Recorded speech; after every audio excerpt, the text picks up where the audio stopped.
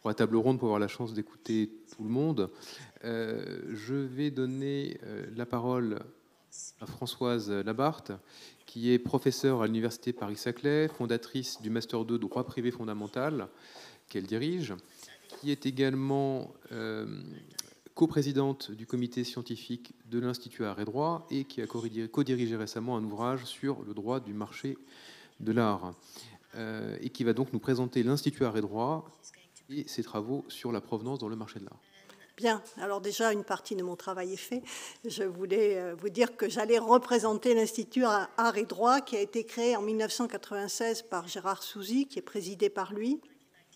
Et cet institut a pour mission de favoriser les échanges, les réflexions entre les juristes et tous les acteurs du marché de l'art. Donc nous réunissons des marchands, des comités d'artistes, des héritiers, donc vraiment toutes les, je dirais, personnalités du marché sont représentées au sein de notre association. Donc nous travaillons très souvent par groupe de travail, dont celui qui me conduit devant vous aujourd'hui, celui sur la provenance et auquel a participé Jean-Marc Deschaux, président du SLAM, que je remercie ici pour avoir pensé à l'Institut Art et Droit, et donc ainsi que les organisateurs pour nous permettre de présenter nos travaux. Alors bien sûr, on va s'éloigner un peu de votre problématique directe pour envisager la provenance d'une manière plus générale, mais vous allez voir que les soucis rencontrés dans un domaine se rencontrent également dans le vôtre. Alors, il y a 7 ans déjà, un colloque avait été organisé par l'ADAGP, l'Association des droits graphiques et plastiques et des droits d'auteur, sous la direction d'Alexandra Bensamoun et de moi-même, sur la traçabilité de l'œuvre d'art. Il y a 7 ans. Il y a 7 ans, c'était un sujet, mais ce n'était pas encore, je dirais, le cœur de nos préoccupations au sein du marché. Depuis, les colloques se sont multipliés et l'histoire du parcours d'une œuvre, quelle qu'elle soit, qu'il s'agisse d'un tableau, d'une œuvre antique, de livres anciens, est devenue de plus en plus présente au sein des marchés. Alors, il y a eu cette première prise de conscience et il a paru utile à l'Institut Art et Droit de faire un peu le point sur la nécessité de la recherche aujourd'hui et de faire surtout discuter tous ceux qui y sont confrontés.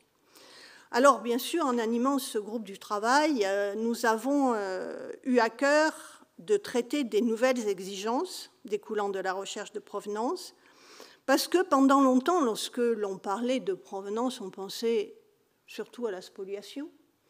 Le texte daté de 1945, on était, je dirais, déjà un peu habitué à cette recherche. Ensuite, la provenance, elle participait avant tout de l'établissement de l'authenticité d'une œuvre. Remonter les chaînes de propriété d'un tableau fait partie de l'analyse historique. Une provenance sans lacune permet d'attester, par exemple, que tel tableau est bien de la main de tel maître.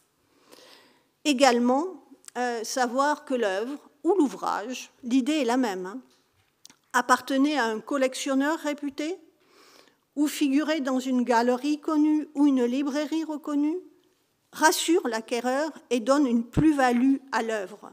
Tel a été le cas dans la collection, je ne sais pas si je prononce bien le mot, Choyen, qui a été dispersée par Christie's hier, et où l'on voit combien, je dirais, les provenances sont mises en avant. Sont mises en avant pas seulement pour la licéité de l'œuvre, mais aussi pour accorder une plus-value dans, je dirais, dans sa valeur même, dans son, je dirais, dans son parcours, qui peut être, je dirais, assez prestigieux. Mais aujourd'hui, bien entendu, connaître l'histoire d'une œuvre ou d'un bien culturel, c'est aussi la garantie d'acheter un bien qui ne pourra pas être revendiqué et qui pourra être librement remis en vente. C'est un point important du marché. Et aujourd'hui, c'est ce rôle de provenance qui est surtout mis en avant. Donc, il est fondamental pour tous les acteurs du marché de l'art de s'assurer que le bien acheté ne provient ni d'un vol, ni d'une exportation illicite, ni d'une spoliation. D'un point de vue international, ça vous a été dit, la Convention UNESCO de 1970, la Convention Unidroit de 1995 a joué un rôle sur la moralisation du marché. Et même si elles n'ont pas été toujours ratifiées, elles sont là, bien présentes et influent sur les pratiques.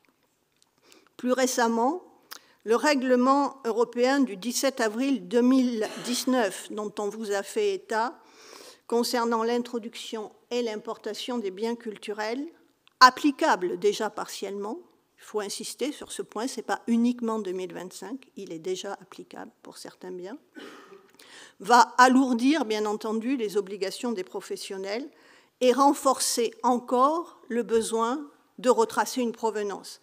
Alors, bien sûr, il existe une exception à la nécessité d'obtenir une licence d'importation lorsque le bien a été créé ou découvert sur le territoire de l'Union.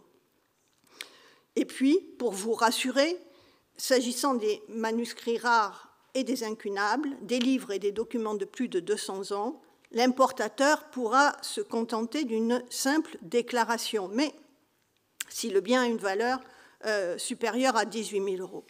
Mais là, je vais mettre un petit bémol, il n'en demeure pas moins, par rapport à ce qui a été dit, que dans ce document, l'importateur devra attester qu'il a fait preuve de toute la diligence requise pour s'assurer que le bien qu'il importe a été exporté licitement depuis son pays d'intérêt. Ne prenez pas cette déclaration à la légère. Voilà, c'est quand même, je dirais, un élément important. Il ne suffit pas, à mon sens, de remplir ce petit document. Il faut aussi, je dirais, s'assurer de ses arrières.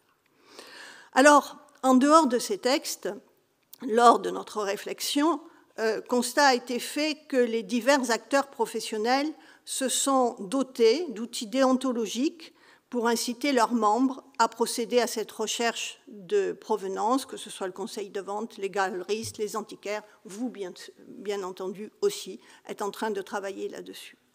L'OCBC, le service des douanes, mène également en la matière une politique de prévention et de communication, et c'est ainsi que pour la première fois, l'OCBC a participé à notre groupe de travail. Je dis bien notre groupe de travail, ce qui est exceptionnel, et non pas simplement la clôture que représente le colloque que nous faisons souvent après.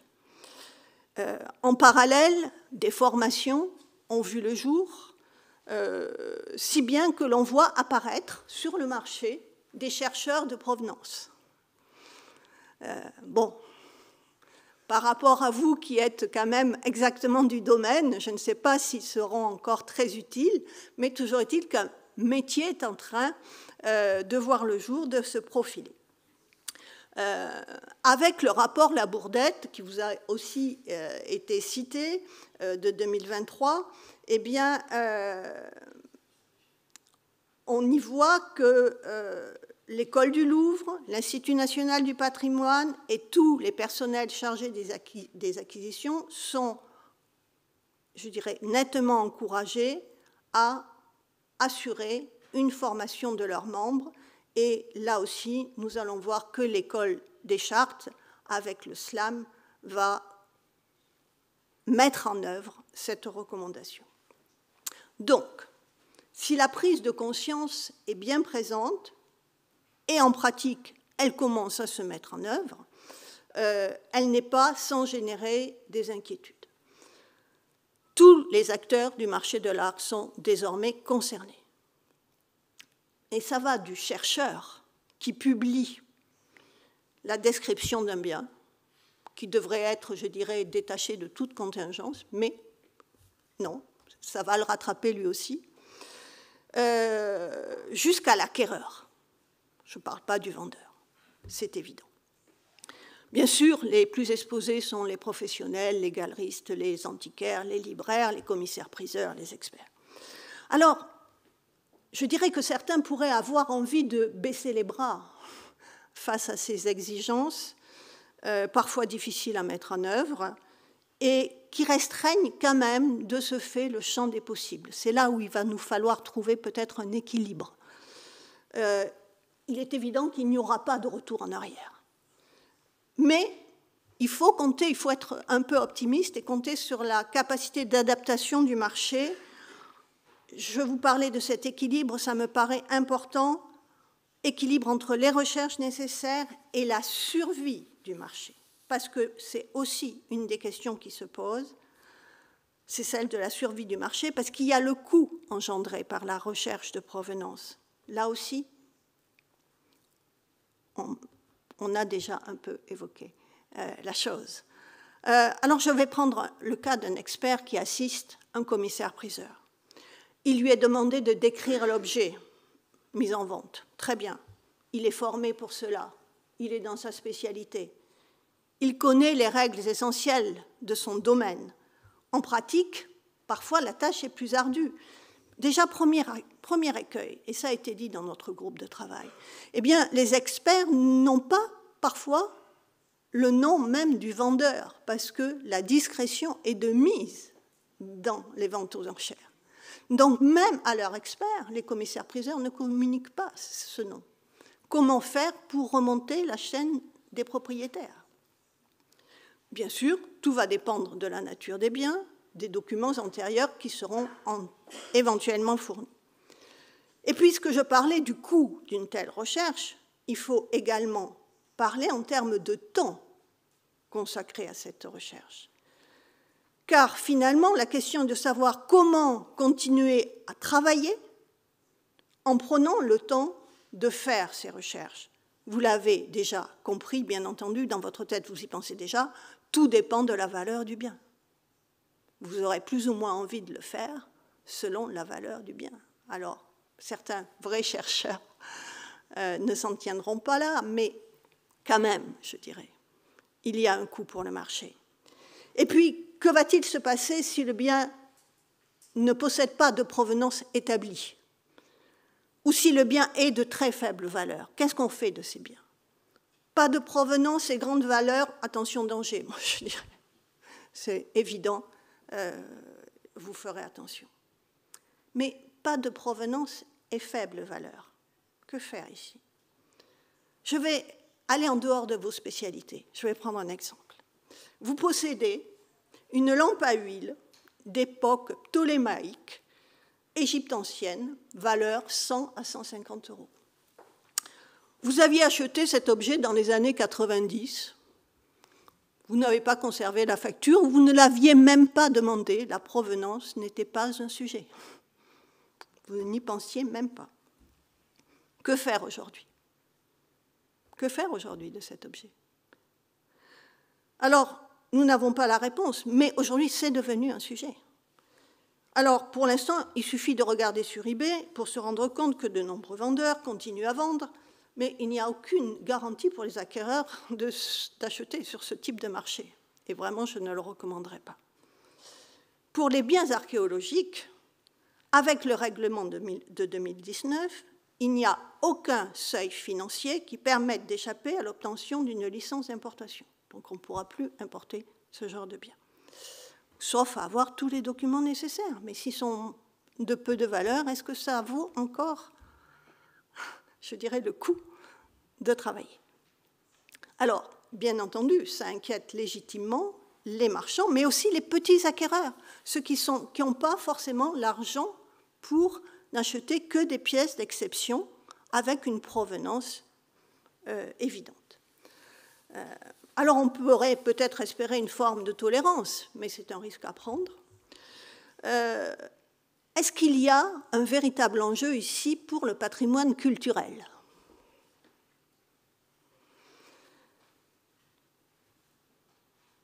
La question se pose. Il existe, si je reprends mon exemple, des lampes, il en existe des milliers. Est-ce qu'on doit cesser tout marché? Est-ce que tout doit être dans les musées? Ou dans des bibliothèques? Mais ces institutions ne pourront pas tout absorber, tout montrer, et puis de toute manière, ces institutions sont également soumises à la recherche de provenance. Donc la question est insoluble. Si les pouvoirs publics, internationaux et ou européens, n'acceptent pas de les prendre en considération. Un autre point attendu du marché est de savoir précisément quelles sont les diligences requises, tant de la part du vendeur que de l'acquéreur. Les syndicats, les organisations professionnelles sont en train de préciser tout cela. Il faudra un peu de temps pour que la pratique se forge et que des lignes directrices claires apparaissent. D'ores et déjà, je crois qu'on peut dire que les professionnels savent déjà quels fichiers consulter, on peut les y aider, et c'est vraiment une demande de savoir voilà, jusqu'où je dois aller, qu'est-ce que je dois faire exactement. Côté acquéreur, le droit français est assez protecteur, avec une présomption de bonne foi. Mais là encore, la Convention Unidroit, même si elle n'a pas été ratifiée par la France, a tout de même, je dirais, des répercussions sur les esprits. Alors, sans parler de renversement de la charge de la preuve, qui existe déjà pour les trésors nationaux, il est certain que le devoir de s'informer aux fins de prouver sa bonne foi se renforce. Et donc j'incite d'ores et déjà les acquéreurs, même si, voilà, en l'état, on a un droit français protecteur, d'être aussi vigilants. Si je vous donne juste l'exemple pour les trésors nationaux, qui est évidemment exigeant et qui, lui, renverse la charge de la preuve, il est dit que l'acquéreur doit se documenter sur la provenance du bien, s'intéresser aux autorisations de sortie exigées en vertu du droit de l'État membre, vérifier la qualité des parties, ça pour un acquéreur c'est difficile, payer un prix normal et consulter tout registre accessible sur les biens culturels volés. Voilà, je ne sais pas si vos clients pourront faire tout ça. Donc, nous assistons à une réelle prise de conscience associée à des inquiétudes légitimes, à des risques évidents pour le marché. Tout cela va se réguler, sûrement, va trouver, je dirais, un chemin différent. Et ce sont ces questions que nous aborderons mercredi prochain, le 19 juin, dans ce même auditorium, dans le colloque d'art et droit sur la provenance de la théorie à la pratique.